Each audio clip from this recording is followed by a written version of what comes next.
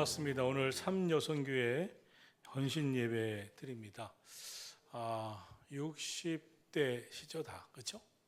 60, 구체적으로 나이 묻는 거 아닌데 60 중반서부터 이제 현역 계신 분들, 그러나 아주 그렇게 결코 힘 빠지거나 늙은이는 아닙니다. 아직 건강하시고 교회 사역, 기도, 또 새벽 기도, 또 봉사 열심히 하시는 분들입니다. 오늘 삼여순교 헌신 예배를 진심으로 축복합니다. 중간에 찬송 하나 빼먹으려고 했던 거, 그 정도 빼고는 다 잘하셨습니다. 네, 오늘도 너무 은혜롭게 찬양도 준비하셔서 고맙습니다. 삼여선교회 회원과 가정에 하나님의 은총이 함께 하시기를 축원합니다. 또 건강하셔서 봉사생활도 기도생활도 힘쓰시고 힘있게 주일하셨으면 좋겠습니다. 오늘 성경 말씀은 예수님께서 십자가를 지러 가시는 시간이 가까울 때 하셨던 말씀입니다. 특별히 예수님의 신앙, 예수님이 제자들의 신앙을 점검하고 계십니다. 우리가 교회를 다니고 신앙생활하면서 제일 중요한 게 하나님과 나와의 관계 설정입니다. 우리가 친구 때문에 전도를 받거나, 또 요즘은 관계 전도라고 해서 이 남편을 전도한다든지 친구를 전도한다든지 이렇게 또 지인을 전도한다든지 하는 관계로 인해서 전도를 하지만, 그것 가지고는 예수를 믿을 수가 없습니다. 끝까지 예수를 믿을 수 없습니다. 왜냐하면 나를 전도한 친구가 만약에 멀리 이사를 가보세요. 나만 이 동네에 남고, 그럼 교회를 다녀야 됩니까? 말아야 됩니까? 신앙생활은요, 주님과 나와의 관계가 바로 서 있지 않으면 아무것도 안 돼요. 그래서 오늘 성경에 예수님께서 질문을 하십니다. 첫 번째 질문은 예수님이 두 번째 질문을 하시기 위한 첫 번째 질문이었습니다. 첫 번째 질문은 두 번째 질문을 본질적으로 던지시기 위해서 한번 해보신 질문이었습니다. 그럼 첫 번째 질문이 무엇입니까? 27절에 사람들이 나를 뭐라고 말하느냐? 이 사람들은 나를 누구라고 하느냐? 두 번째 질문은 그러면 또 물으시되 너희는 나를 누구라고 생각하느냐? 나를 누구라 하느냐는 것입니다. 이게 무엇입니까? 나에게 예수님은 누구신가? 나에게 하나님은 누구신가? 나에게 주님은 어떤 분이신가? 인 것입니다. 여러분, 나에게 주님은 누구신가와 같이 우리는 늘 나는 저 사람과 나는 어떤 사람인가? 어떤 관계인가? 우리가 그렇게 질문을 받는 때가 있습니다. 이제 결혼식을 하게 되면 서약을 하게 되죠. 그래서 서로 사랑하십니까? 비가 오나 눈이 오나 아프거나 어떻게 되거나 죽음이 당신들을 가르칠 때까지 이렇게 또 질문하시죠. 정말 사랑해서 결혼합니까? 그래서 부부가 되시려고 하십니까? 이렇게 질문을 하죠. 이때 곰곰이 생각해 봐야 됩니다. 그래서 진짜 원래는 곰곰이 생각할 것은 결혼을 작정하기 전에 하겠지만 곰곰이 생각해야 됩니다. 나에게 이 사람은 누군가? 그렇듯이 신앙생활은 주님과 결혼하는 것과 마찬가지라고 성경은 말씀합니다. 그래서 성경은 신랑 대신 예수 그리스도 이렇게 얘기합니다. 영적 결혼이라고 말씀하죠. 그렇기 때문에 주님은 나에게 누구신가? 예수님은 거꾸로 너희들은 나를 누구라고 생각하느냐라고 질문을 하고 있습니다. 예수님이 이 질문을 하실 수 있었던 이유는 당시에 예수님에 대한 논쟁들이 있었습니다. 오늘 성경도 보면 어떤 이는 세례 요한, 어떤 이는 엘리야, 어떤 이는 선지자 중에 하나라 하더이다. 이렇게 사람들이 이야기를 하더이다. 사람들이 나를 누구라고 하느냐? 어떤 이는 세례 요한이 살아 돌아왔고, 어떤 이는 엘리야, 어떤 이는 선지자라고 하더이다. 그러니까 예수님에 대한 이 질문을 예수님이 물으실 수 있었던 것은 사람들이 예수님에 대해서 말씀하는 게 있었기 때문에 그렇습니다. 그런데 예수님이 하시고자 싶었던 질문은 두 번째입니다. 예수님이 알고 싶었던 건 두 번째였습니다. 너희는 나를 누구라고 하느냐? 지금 예수님은 제자들을 훈련시키기 위해서 3년 전에 부르셔서 함께 동고동락하며 제자들과 함께 사시고 훈련을 하셨습니다. 제자들은 예수님을 가까이 모시고 함께 먹고 또 함께 살면서 예수님의 능력도 받고 예수님을 통하여 말씀도 들었습니다. 그리고 이제 예수님께 질문을 받습니다. 너희는 나를 누구라고 하느냐? 이때 쉽게 편안하게 생각나는 대로 대답해서는 안 되는 문제입니다. 나에게 예수님은 누구신가? 우리가 종종 말하는 영혼 없는 대답으로 끝내서는 안 됩니다. 나에게 주님은 누구신가? 이 질문은 너무나 중요한 질문입니다. 왜냐하면 나와 예수님과의 관계 설정이 바로 서 있지 않으면, 내가 예수님은 나에게 누구신가라고 하는 관계 설정이 서 있지 않으면 쉽게 예수 믿었다 안 믿었다, 쉽게 신앙생활 했다 안 했다, 그거는 내 마음대로 결정할 것처럼 결정하게 되며, 그러나 예수님이 나의 구세주시다, 하나님이 나를 택하신, 난 택정함을 받은 사람이다 하면 얘기가 다릅니다.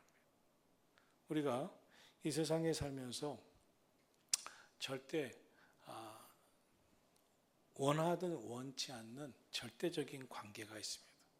상대적인 관계는 내가 선택할 수 있는 관계지만 선택할 수 없고 내가 무조건 주어지는 관계, 타고난 관계, 내가 태어날 때부터 주어진 관계가 있습니다. 부모와 자녀와의 관계, 자식들이 형제와 형제와의 관계 같은 그것입니다. 나는 나의 부모의 자식입니다. 이 아이는 나의 자녀입니다. 부모와 자녀와의 관계는 이거는 거부할 수 없는 관계입니다. 그런데 성경은 예수님의 질문을 통해서 이것을 일깨워 주시는 것입니다. 그러자 오늘 성경에 베드로가 대답합니다. 주는 그리스도십니다. 주는 그리스도십니다. 이것을 마태복음 16장 16절에는 시몬 베드로가 대답하이르되 주는 그리스도시요 살아계신 하나님의 아들이십니다. 이런 고백을 합니다. 이 고백은 우리가 하도 많이 들은 고백 중에 하나지만 아주 매우 내용 있고 탁월한 그런 고백입니다. 오늘 저와 여러분의 삶에도 자꾸 스스로 질문하고 대답을 해봐야 됩니다. 나에게 주님은 누구신가? 너는 나를 누구라고 하느냐? 주님은 나에게 말씀하신다. 나는 주님이 나에게 누구신가? 베드로는 고백합니다. 주는 그리스도십니다. 주라는 게 뭡니까? 예수님은 나의 주인이시고 그리스도십니다라고 하는 고백을 이 마가복음 8장은 하고 있습니다. 주는 뭡니까? 나의 주인이십니다. 나의 주인님이십니다. 오늘날과 같은 시대보다 예수님 살던 시대는 이 말이 더 아주 분명하게 들려왔습니다. 왜냐하면 주인과 노예가 아주 분명하게 있었기 때문에 그렇습니다. 우리가 드라마나 고전의 이야기를 들으면 사극 같은 것도 보면 주인과 이 종의 관계는 아주 무섭습니다. 이 종은, 노예는 주인의 소유물입니다. 그렇기 때문에 이 노예가 된다고 하는 것은 그렇게 잘못된 주인을 만나면 아주 괴롭고 고통스러운 겁니다. 너무 힘든 것이죠. 그러나 반면에 아주 좋은 주인을 만나면 다르죠. 그런데 이 베드로가 이런 고백을 하고 있습니다. 예수님은 나의 주인이십니다. 그런데 이 질문을 하셨던 장소는 가이사라 빌립보입니다. 가이사는요, 로마 황제의 이름을 말하는 겁니다. 가이사. 바로는 애굽의 왕 이름이듯이 가이사는 시저는 이 로마 황제의 이름입니다. 다시 말해서 이 가이사라 빌립보는 로마 황제의 이름을 딴 도시고, 이 고대 사회에 로마 황제의 권력이 얼마나 센가를 절대적으로 드러내놓는 도시가 이 가이사라 빌립보입니다. 그러므로 당연히 이 도시에서 유일한 주인님은 가이사입니다. 로마 황제입니다. 그런데 주님의 이 질문 앞에 베드로는 너무나 뜻밖의 대답을 합니다. 나에게 주인은 예수님밖에 없습니다. 내 인생의 주인은 주님밖에 없습니다. 예수님이야말로 나의 주인이십니다. 나의 주인님이, 나는 주님의 소유입니다. 나는 주님의 것입니다. 주님이 말씀하시는 대로 나는 삽니다. 주님 뜻대로만 살아가야 할 존재입니다. 두 번째로 뭐라고 대답하면 주님은 나의 그리스도이십니다. 그리스도는 이 히브리어로 말하면 메시아죠. 메시아, 기름 부음을 받은 자. 이 고백은 예수님은 나에게 그리스도, 예수님은 나에게 그냥 세례 요한이나 또 엘리야나 선지자 중에 하나가 아니라 바로 그분입니다. 메시아입니다. 나를 구원하러 오시기로 하나님께서 이미 예언하여 말씀하신 그분, 그리스도가 바로 예수님 당신이십니다. 나에게는 예수님 당신이 메시아입니다. 그리고 하나님의 살아계신 하나님의 아들 그분이십니다. 라는 고백입니다. 이 고백에 예수님이 아주 베드로를 인정하시고 칭찬하시죠. 오늘도 예수님은 우리에게 신앙 고백을 원하십니다. 고백은 반드시 내 입술로 드러나고 고백되어야 합니다. 로마서 10장 10절은 사람이 마음으로 믿어 의에 이르고 입으로 시인하여 구원에 이르느니라고 했습니다. 신앙은 마음으로만 믿자 믿는 게 아니에요. 입으로 시인해야 합니다. 나에게 주님은 누구신가? 주는 그리스도시요 살아계신 하나님의 아들이십니다. 주님은 나의 주님이시요 그리스도이십니다. 여러분, 주님과의 관계 설정, 나에게 주님은 누구신가?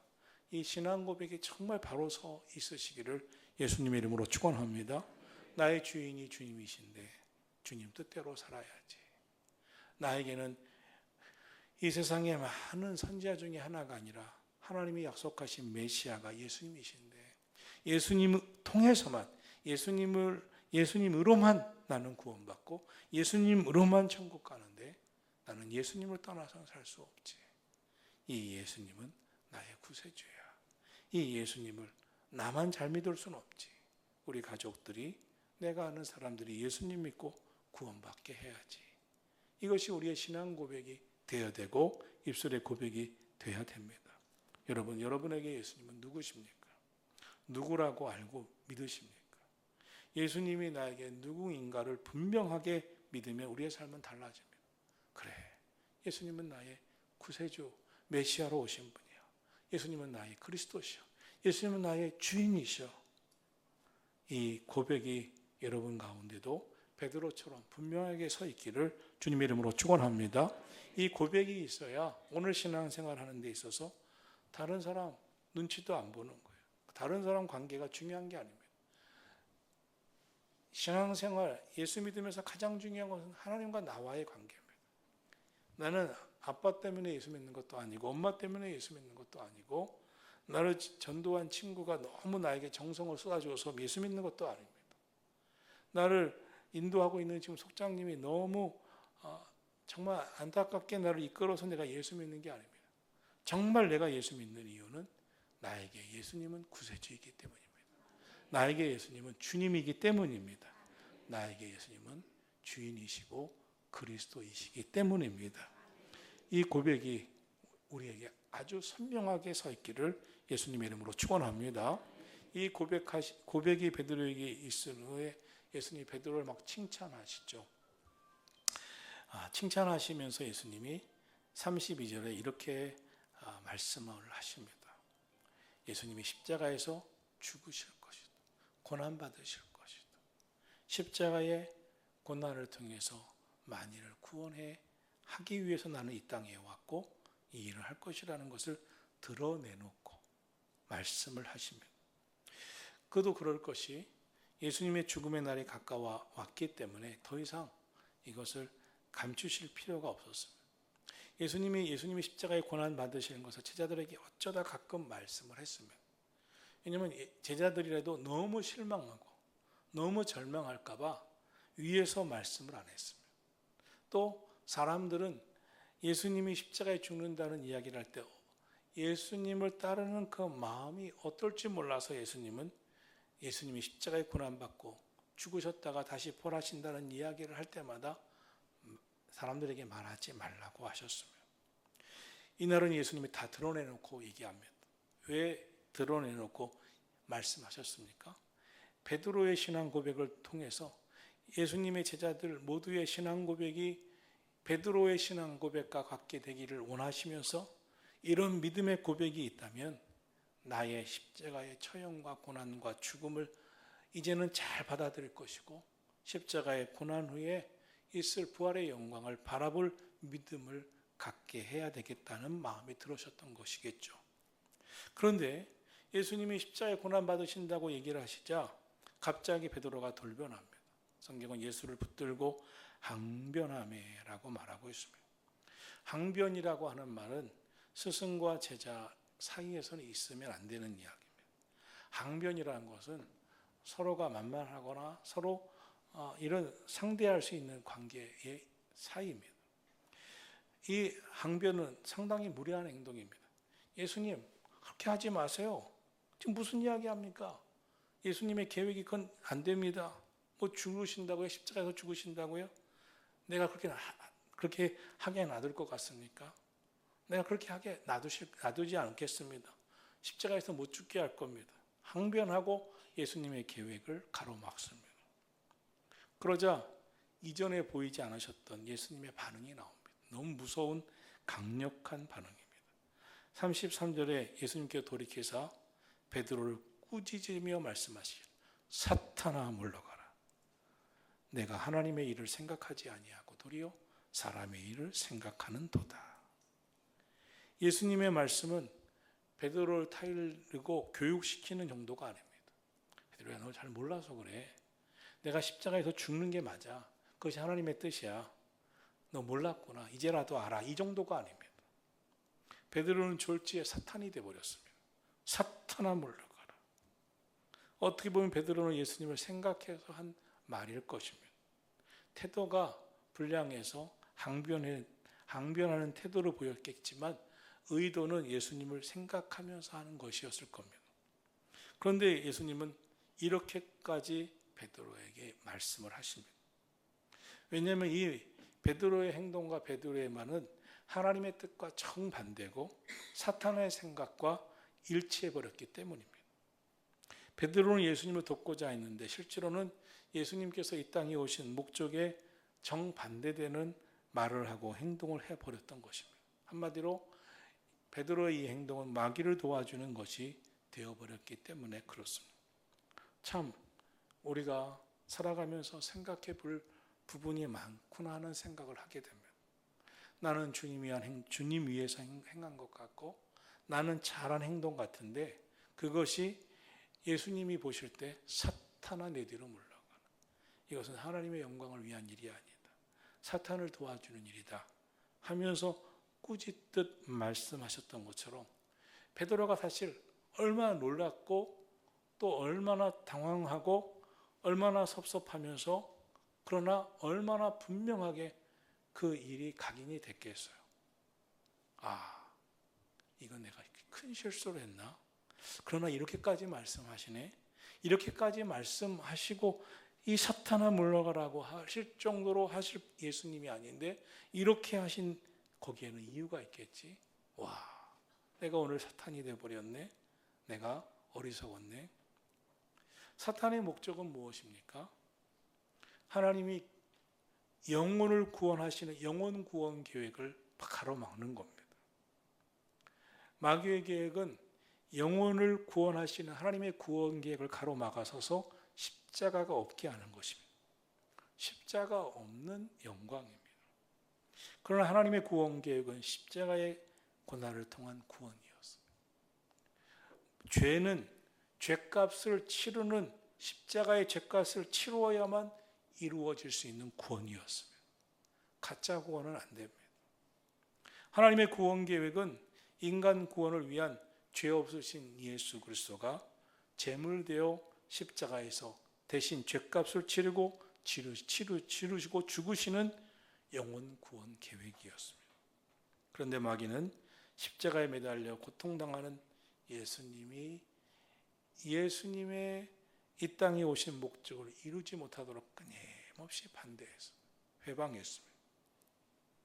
오늘 저와 여러분이 예수님의 십자가 정신을 우리가 꼭 이해하고 깨닫고 살아야 됩니다. 십자가의 고통을 기뻐하는 사람은 아무도 없습니다. 사람들은 고난을 싫어합니다. 십자가를 싫어합니다. 사람들이 고난이 아닌 다른 방법으로 예수 믿고 싶어합니다. 십자가가 아닌 다른 방법으로 구원받고 싶어합니다. 즉 십자가에서 이루신 예수님을 믿고 처절하게 내가 회개하고 죄 사함, 죄 씻음을 통해서 이루어 주시는 하나님의 구원 계획을 깨닫고 처절하게 회개하면서 구원받아야 되는데 그 방법이 아닌 방법을 원합니다. 왜냐하면 내가 죄인이라고 고백하는 걸 싫어해요.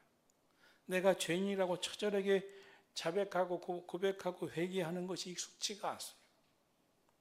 그러나 하나님의 유일한 구원 방법은 십자가였습니다. 그래서 예수님은 말씀하십니다. 이제 예수님을 나의 구주로 영접하고 예수님을 나의 주님이라고 믿는 사람은 즉 나를 따라오려거든 자기를 부인하고 자기 십자가를 지고 나를 따를 것이니라. 우리가 신앙생활하면서 두 가지 큰 분명한 자기 결심이 있어야 됩니다. 나에게 예수님은 누구신가? 나와 예수님과의 관계는 누군가?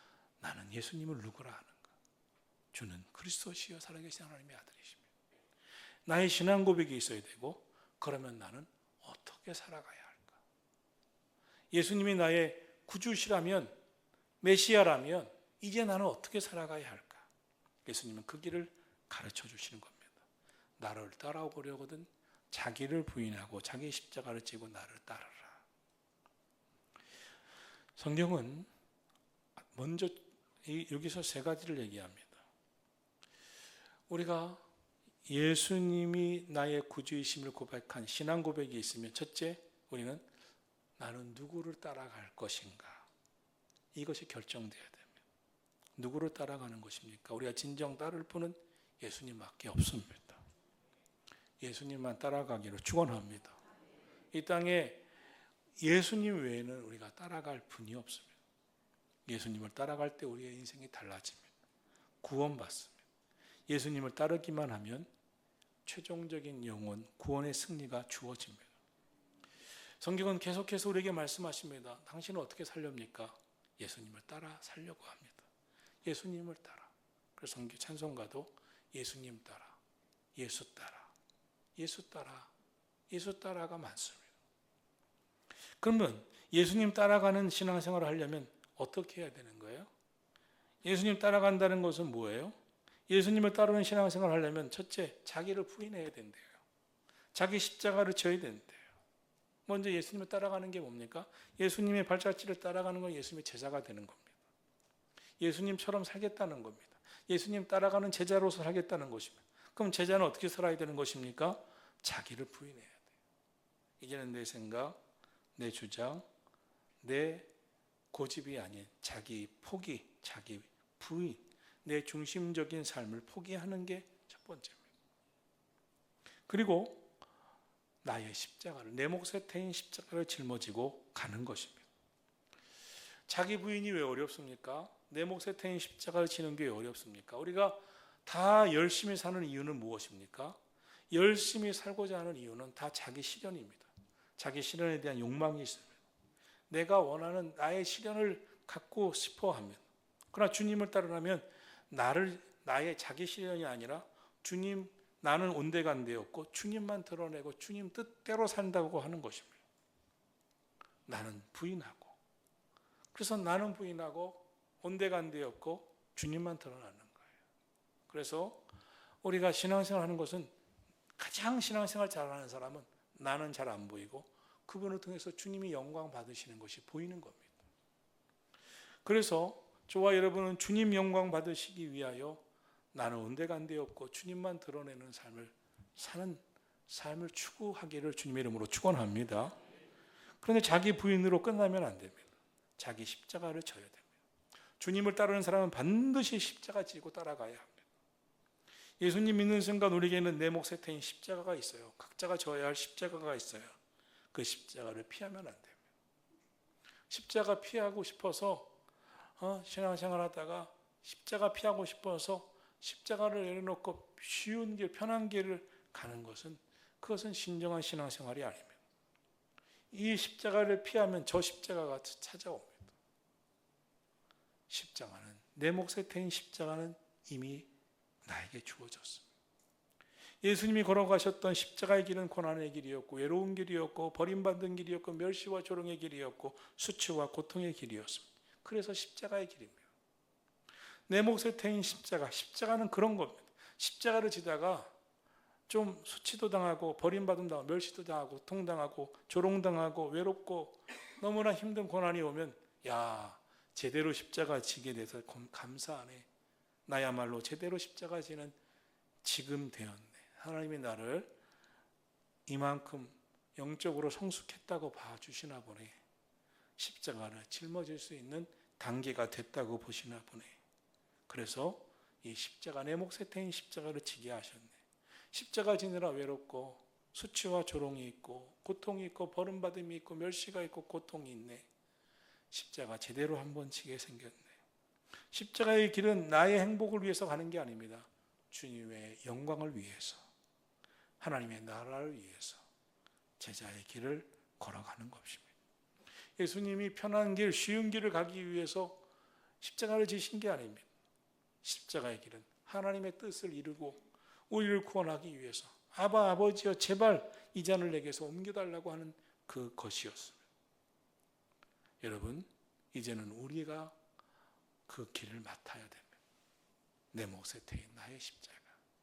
자기를 부인하고 십자가를 지는 것 참 쉽지 않습니다. 그러나 십자가는 십자가로 끝나지 않습니다. 로마서 8장 17절은 말씀합니다. 자녀이면 또한 상속자, 곧 하나님의 상속자요. 그리스도와 함께한 상속자니 우리가 그와 함께 영광을 받기 위하여 고난도 함께 받아야 할지니라. 십자가는 고난이지만 영광을 받는 길입니다. 사랑하신 성도 여러분, 십자가에는 영광이 있어요. 그러므로 오늘 저와 여러분이 너희는 나를 누구라고 하느냐? 주님은 나에게 구세주입니다. 나의 주인이십니다. 나에게 주님은 그 주요 그리스도시여 살아계신 하나님의 아들이십니다. 나에게 주님은 내가 주님을 따를 자입니다. 나는 주님의 제자가 되기를 소원합니다. 그러면 이렇게 살아라. 자기를 부인하라. 아멘입니다. 자기 십자가 지고 나를 따르라. 내 몫에 태인 십자가 짊어지겠습니다. 잘 감당할 수 있게 해 주시옵소서. 십자가 무서워하지 말아라. 십자가 위에 영광이 있느니라. 고맙습니다. 십자가 지는 것도 감사한데 영광도 주시다니요. 참 감사합니다. 여러분 우리가 신앙생활하면서 정말 한 가지 그럴 때가 있어요. 하나님 내가 이렇게 주의를 해도 되나요? 내가 이렇게 믿음으로 살아도 되나요? 택함 받은 자로서 살 수도 있나요? 하나님의 은혜를 힘입어 살 수 있나요? 하나님 고맙습니다. 주님의 택함 받은 자로 나를 부르셨으니 주님 기뻐하시는 주님의 영광을 위해서 그렇게 살 수 있는 힘을 주시옵소서. 여러분 우리 다 같이 나에게 예수님은 누구신가?